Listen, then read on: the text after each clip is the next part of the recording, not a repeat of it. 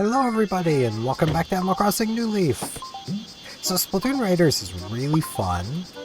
That's all I'm going to say about it for now, but it's really fun. I should see you in this, but head to the door and come visit you, and I thought, hey, why not write a letter instead? It's so fun. You seem the type to prefer letters. Modern girl cookie. Yeah, I do like getting a good letter. This will just be Bonbon's last letter for visiting. That girl really just likes to visit. Hey there, Steven. Thanks for letting me come over the other day. I found something that would be perfect for your place. Please take it as a thank you for having me, your pal, Bonbon. Bon. Kitty chair. What are you trying to tell me? I do have something to yap about today. Mostly because it's something that just annoyed me. Steven, ready for another great day? So I'm gonna help you. Let's chat. There's nothing quite like eating a peach from Oracle, wouldn't you say? So I love them. Something about those we get sort of craving. I can see what I can do. I think I can just go shake the tree. Assuming it's still there. It is indeed still here. Okay. I don't know if a villager could build their house in my orchard, but we do have Blair moving in soon, so enjoying this lovely weather. What's in your mind? Please take this. I brought you your peach. There you go. Take a Princess Peach. What I've been waiting for. Yummy! Really hit the spot. Express my thanks. Have a dollhouse. Alright, I'll take that. Exactly what I wanted. Thank you for listening. I mean, you told me and I just went and grabbed it. Wasn't much remembering to it. What loaded? That is my thought at the moment. What loaded? Something loaded. Same, do we maybe have another house over here? But no.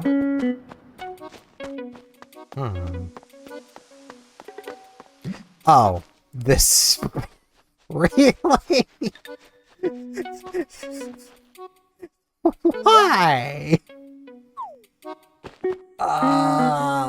Okay. I'm called Sahara, but that is my name. Yeah. Blair, why? You know, it is kind of fine. The roads still work. You can still use the road system to get anywhere in Oracle. Barbara's house is now just literally the furthest place away from where I am, following the roads. And that is if you consider the unfinished road as a road. This is my palace. So yeah, the thing I have to yap about. So I've been back playing some Star Trek Online, because I want to get this temporal raptor. That's not a raptor, but I'll take it. So I do like raptors as like a class of ship. They're pretty cool. They're basically tankier escorts. They're an escort I can actually play without hating my existence.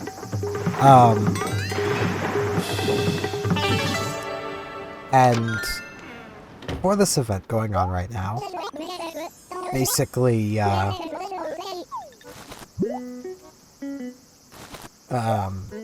have an option of playing 2 queues, or there's 2 other things you can do. One of them's playing a story mission that there's no reward I care about from, so I just haven't bothered playing it.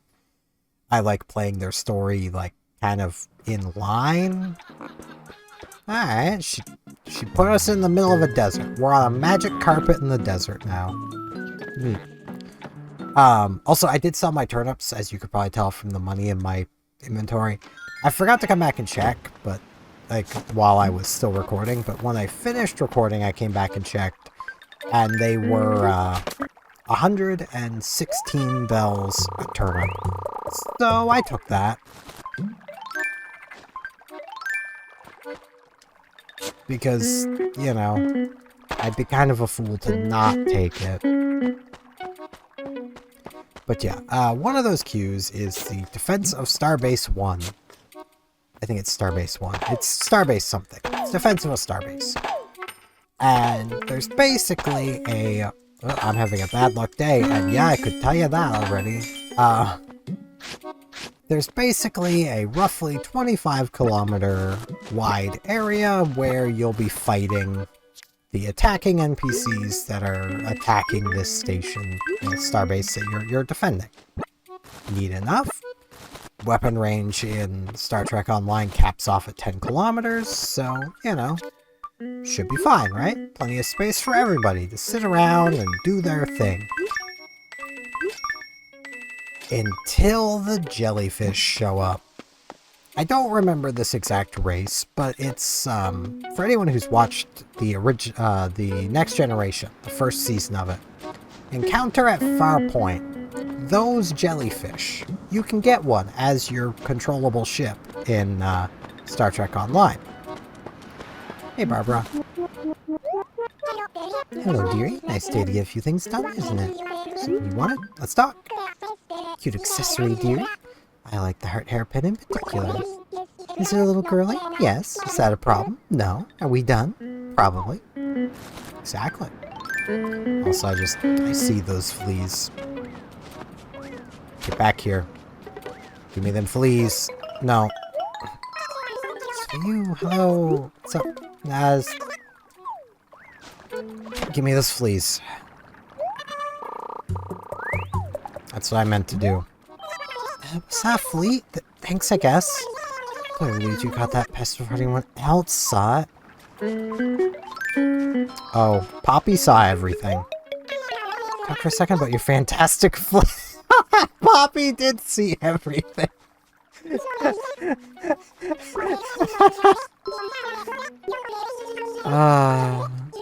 Mint Gingham tea, sure.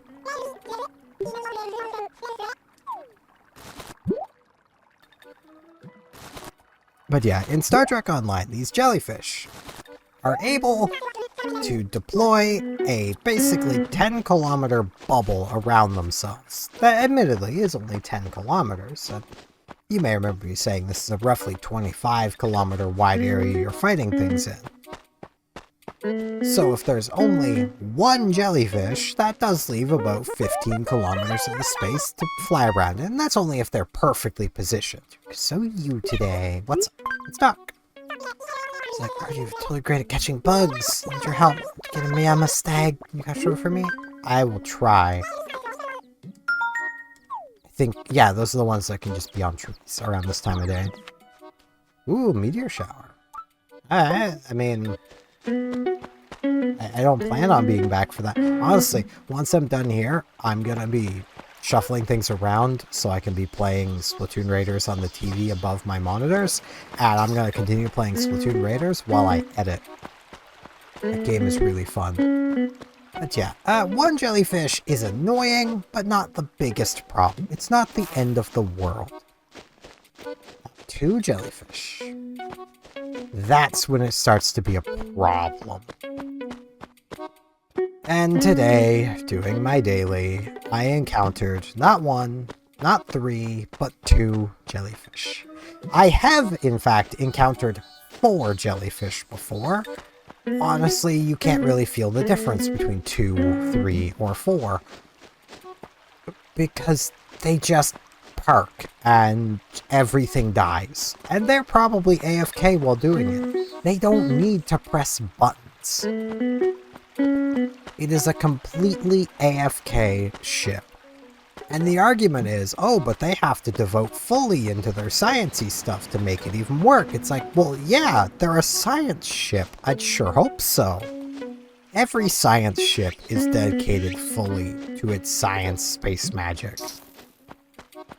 This thing just does it the best. And the annoying thing is, it kind of doesn't once you start getting up in difficulties, because it only really puts out enough damage to kill things quickly on normal and advanced. Elite, it's useless. If someone's using one on Elite, they're trolling.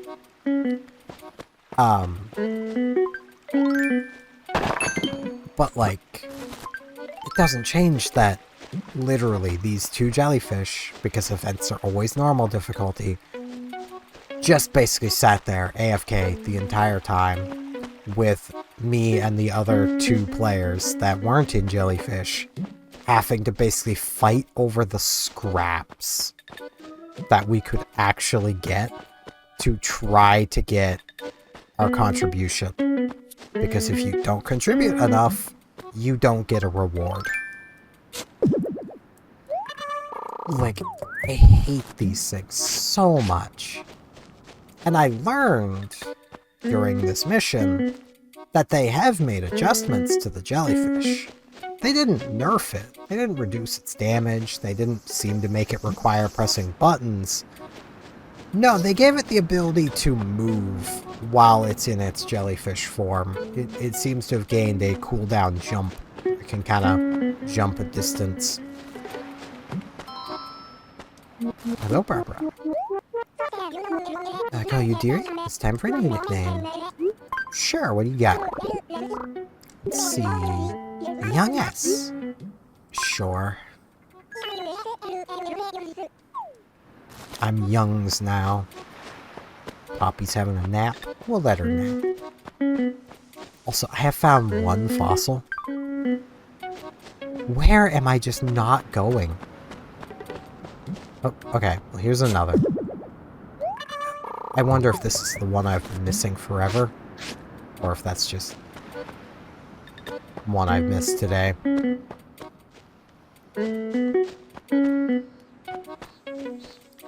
Like, I at least got my contribution. I don't know about the other two players. Which is the really annoying part. Like, and I know these jellyfish can move now, because they had both basically parked in about the same spot, so their bubbles were very much overlapping, which I thought they had done on purpose. Or at least one of them had done on purpose, and they might have. But then the other one jumped out of range, basically, to take up as much space as possible outside of the other one's bubble. And that was just like, okay, my guy, you're already in the most frustrating ship to have as a teammate during these events. Could you not? And like, I brought it up in team chat, and his response was, well, I might not get my contribution sitting here. It's like, yeah, how do you think the rest of us feel? You're the one that queued in the jellyfish. Like, it's kind of a jerk move to be like, oh, but what about me? It's like, mother fricker, you're the one potentially stopping these other players from getting their contribution. I was probably always going to be getting mine because I play carriers. I effectively have that kind of a bubble around me, but also not. Because see, my hanger pets still need to target things, still need to fly at things, I still need to press buttons. Like, I have to put a lot of effort to be less effective at that specifically.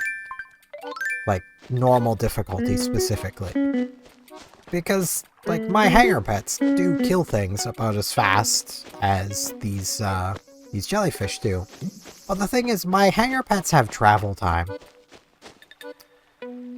And aren't attacking literally 360 degrees around me at all times.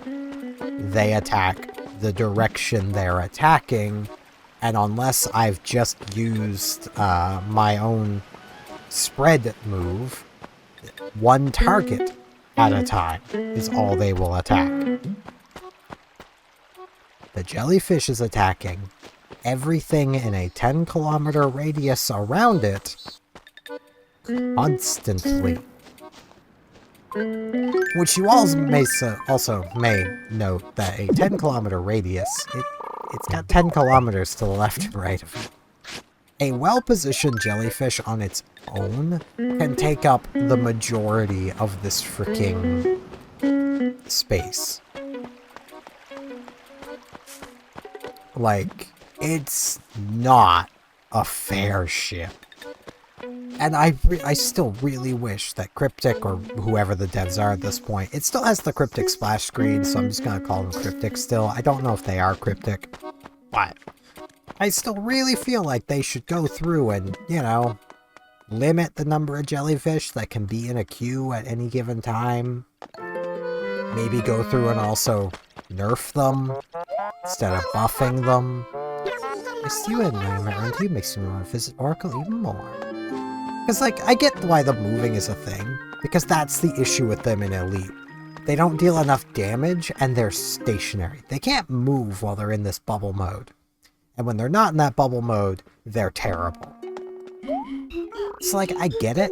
They're allowed to do that little jump now, however long between jumps, so that they can potentially be more useful on Advanced and Elite, because there's even some Advanced queues that can still give them trouble. I don't care. I would honestly like to see that ship removed and replaced with an alternate variant that, you know, everybody who already owns it just gets. That's just a proper science ship and doesn't have that big bubble to it. And, you know, that it's a very, very old event ship. This was... I'm going to give the devs some credit and say this was before they realized how overpowered that kind of an effect could be, because they've never recreated it. They have never once given another ship that kind of effect. In fact, on other ships that have AoEs, they seem to be very careful to make those AoEs small. Very small. If there's an old Steven, I'd like to visit Oracle today. Good to see ya.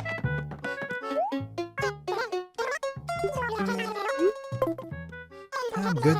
Says shop all days to get happy on days with beautiful weather like today. Leaves like this. I find myself making lots of bright and colorful clothes. I can tell. Pretty bright and colorful.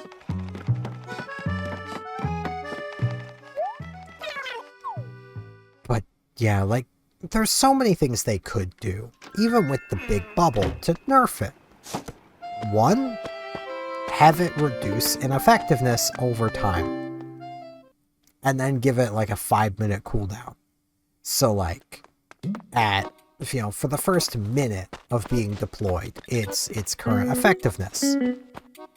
As you enter into minute, you know, past minute 1, so basically 1 minute, 1 second, it starts to degrade 1% per second until you are effectively dealing no damage. This would basically give them an extra roughly 50 seconds within the mode. They could push it to 2 minutes, and then they have to turn back into their regular ship, be very weak, for, you know, I'll say the countdown starts the moment they enter the mode. So for 3 minutes, they can't do anything, really. You know, they're a less effective science ship than just anybody else. And then, after those 3 minutes are done, they're able to deploy their big bubble again and ruin everybody's days for a while. I feel that would be decently fair. Maybe give them some traits to mess with the cooldown a bit, or the degradation speed. You know, maybe they could lower the degradation to, instead of 1% per second, 0.8% per second. So that, you know, they get a little bit longer of at least half effectiveness. You know, things like that could be done. Or again, they could just simply remove it, which would be the easiest solution. It's not very elegant, but it is the easiest solution, and it's one that I honestly don't think many players would complain about. It would only be the owners of this jellyfish that would complain.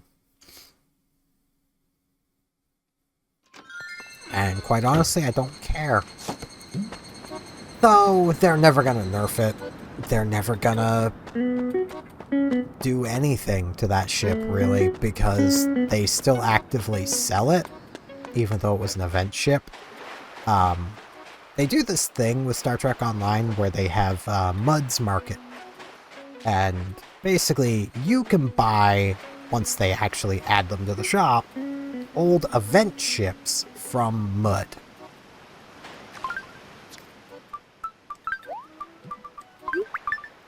So, basically, they can sell those things indefinitely. And buying old event ships from Mud costs a lot of money. It's 7,000 Zen, which basically equates to $70 for a pixel spaceship. And people pay it. There's giant bundles you can buy from Mud that contain many ships that are in the $150, $200 range. And people pay it. So that's why I don't think they're ever going to nerf the jellyfish, because people are actively still buying it, and every time they do, they make $70. So, you know, I can't blame them for keeping that money faucet there, but boy do I hate that frickin' ship.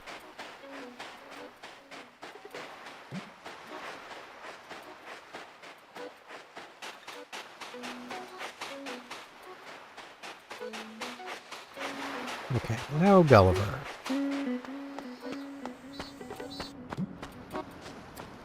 In other news, though, less ranty, I believe I may have mentioned that I've been attempting to cut back on my my salt intake. And I've been doing a pretty decent job of that. I've basically been keeping track of the amount of salt I've been putting into my body and, you know, adjusting as needed.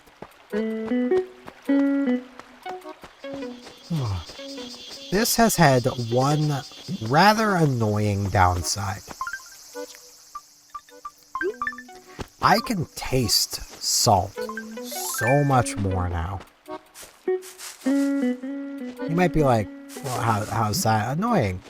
Think about this for a moment. Imagine, if you will, that there's, say, a sausage that you really like to eat. It's a maple sausage. It's pretty good. And you knew it had a pretty high salt content, but you liked eating it, so you were fine with that. Then you started cutting back on salt, but you have the opportunity to have some as a treat. And, you know, a little bit of extra salt as a treat isn't a bad thing. Oh, these should actually be moved over a little bit. The road actually turns right here. I'm just gonna make it a straight line right up along here.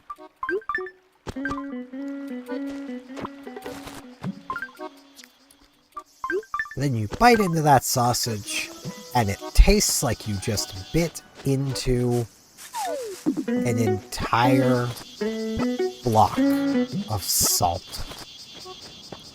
That is the experience that I had with my breakfast. Because we have some maple sausages that I quite like. They're pretty good. Used to eat them a good amount. There's another one I used to eat more, but I'd still eat these ones a good amount because they're pretty good. I like me a good maple sausage.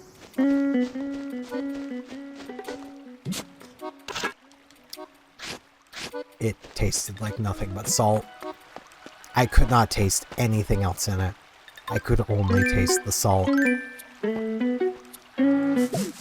Which, ironically, did make me kind of salty because, you know, I liked those.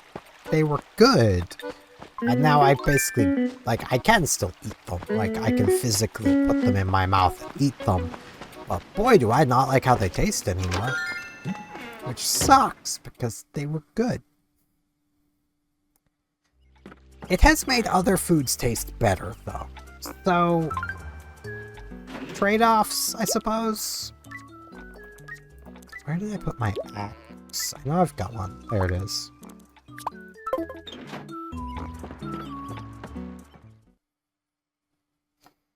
Like, I thought I liked apples before. Now that I've cut back on salt a fair bit, apples taste so much better. They taste so much sweeter. Like, it's one of those things where it's kind of wild how the taste buds work.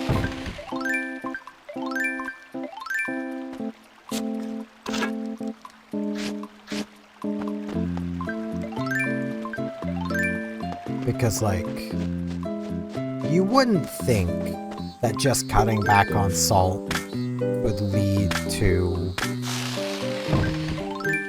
you know, other things tasting better, but it do. So I'll leave that tree, like the one just above me, but this one's gotta go. It has to at least become a stump. Same with this one.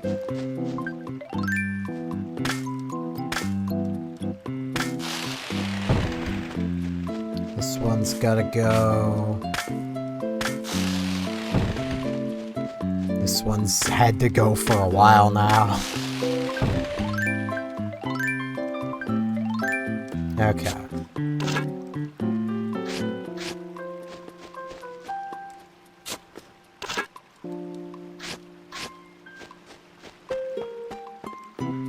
I'm probably good leaving both of these as just stumps.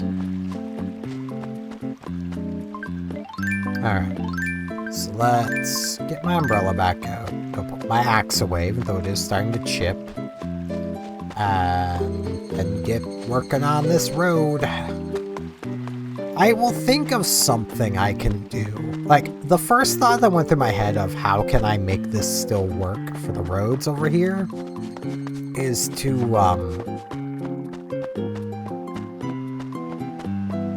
basically just rethink my eventual ideas for around Town Hall, which I still need to work on. I just haven't bothered to look up exactly how bushes work again yet. Like, I know I can only have so many in a line, and that's the thing that I just haven't looked up again yet. Is like, how many can I have? But,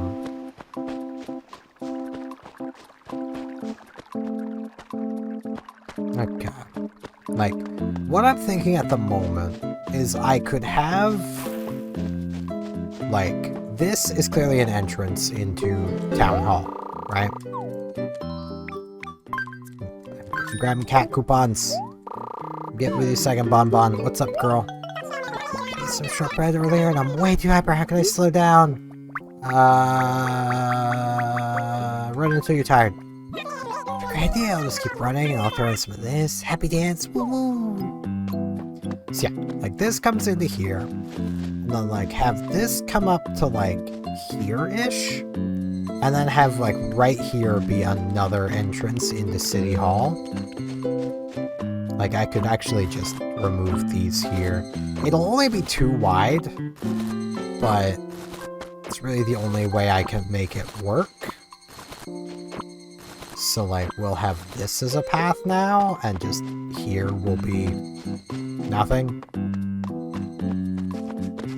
Blair's really trying to like town villain herself, but it's not gonna work.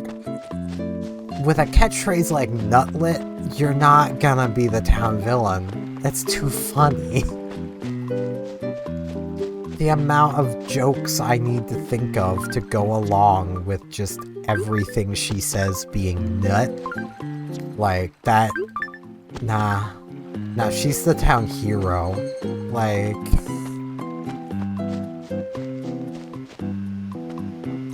This area is also still just weird. I don't know how to make over here work. Because I don't want it to just be a giant path. You know? Like, this area is pretty important, especially if you have access to amiibo functionality, but it's not important enough to have a, what, like 10 square long entrance? I mean, it starts like here, so it'll be 1, 2, 3, 4, 5, 6, 7, 8-ish. Yeah, it's not important enough for that. Okay, let's reorganize these a little bit.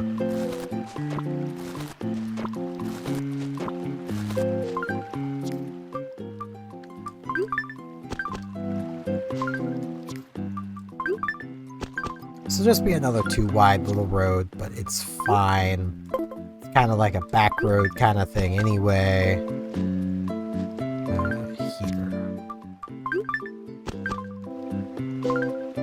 like, turn it down for what?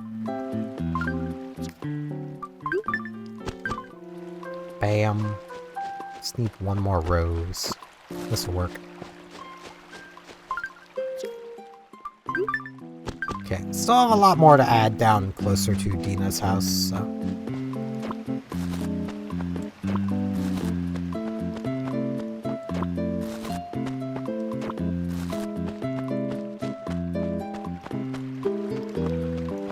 It is so hard to not just yap about Splatoon Raiders, but I will keep to my own rule of no spoilers.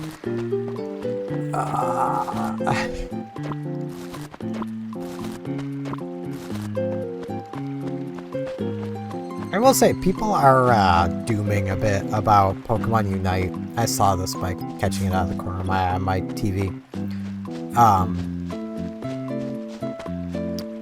Basically, the dooming is because it has been removed from next year's Pokemon World Tournament as, like, a game. But they've not said, like, hey, we're shutting it down. They've just went, yeah, we're giving its spot at Worlds to Champions. Which, given Champions is the new kid on the block, that does make some level of sense. I don't feel like it's all doom and gloom Pokemon Unite is ending. Like, I feel like we're still probably pretty good for quite a while yet. That game still almost certainly prints a good bit of money. Though there is one mobile game that has been, basically it's been canceled at this point. Are you kidding me? How long has this been here? How long have you guys known? And you didn't tell me? No, I'm sure it's as much of a shock to you guys as it is to me. I'm positive there was not a fossil there. That thing just teleported. It's the gremlins. It's the fossil gremlins. Not even goblins, gremlins.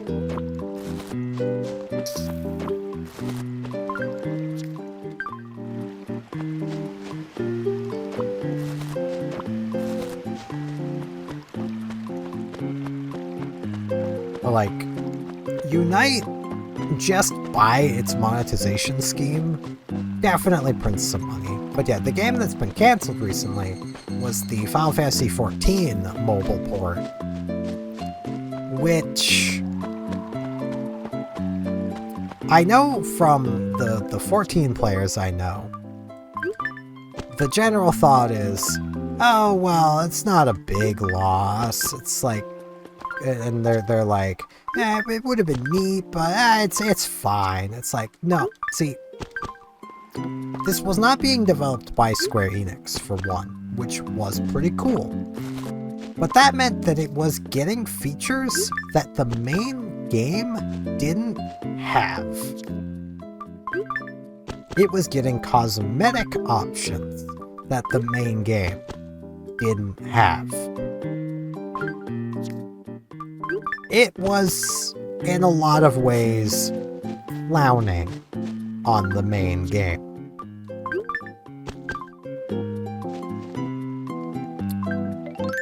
From just the things it was doing cosmetically. That's almost certainly why it's been canceled by Square Enix, was because there were probably too many people going, but that game's doing it, and it's a mobile game, so why can't you guys? So the lead developer was probably like, nah, we gotta shut this down. We gotta stop it. People are questioning too much about why we aren't just giving them these things that should be super easy to do. Like, it took them basically since the release of one of their races. I forget the race exactly, but it's basically one of their big guy races.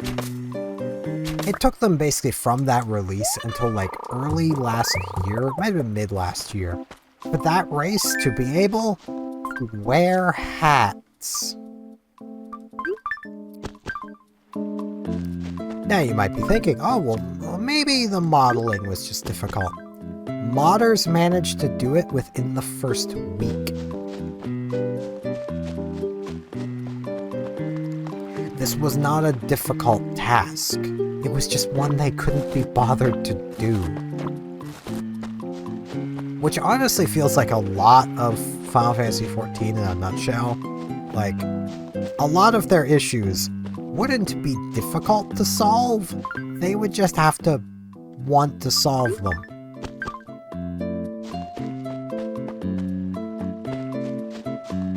Like, that's what's holding them back. They look in the mirror to see what's holding them back. And they see themselves and they go, nah, it couldn't be me. Like, that just feels like it in its entirety.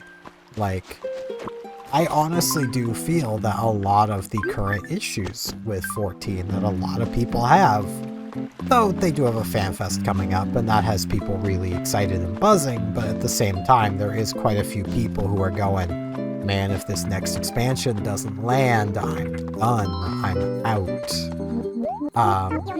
So, youngs, maybe a new way of saying hello, not my usual salutations. I come to trust you enough to choose one, how about it? Alright, man.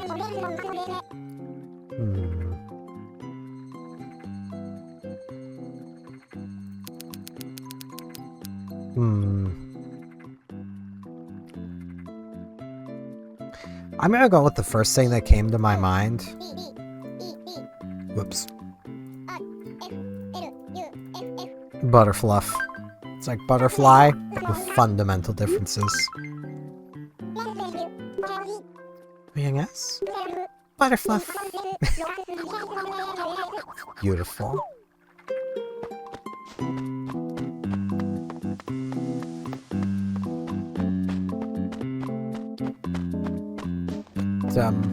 Yeah. So I'm gonna come identify this fossil. Oh, these roads have I could swear I cleared this. I might not have. I think that was there before. I'm just dumb.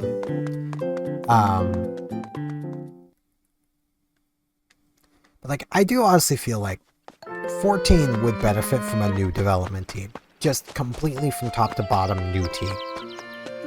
Like, and I know the argument would be from the people who still really like 14 that like, well, we'll give them time to cook. They're just getting started on a new grand story. It's like, I mean, I'm all for that, but a lot of the issues 14 has aren't new issues. They're issues they've had for a very long time that players just tolerated. Like, dungeon design. Their basic dungeon design of big hallway that funnels you through 2 mini-bosses and a boss. That is something they've been doing since late Heavensward. Like, every dungeon in Stormblood, with one, well, no, even that one exception isn't an exception, because you're still being funneled through a hallway to mini-bosses than a boss, it's just one of those mini-bosses is a mini-game. Yeah, I haven't been in here to do this yet. It is a new month, I think. I'm gonna expand anyway. Let's just do more space. Let's expand out this room. We're slow on the back. Make it a bit bigger. 500,000 bells. Hair is being a real... That's better. The problem is tomorrow's Saturday, isn't it? So I'm not going to be seeing Nook tomorrow. Yeah. I'll have to be sure to be in slightly early so I can come see Nook.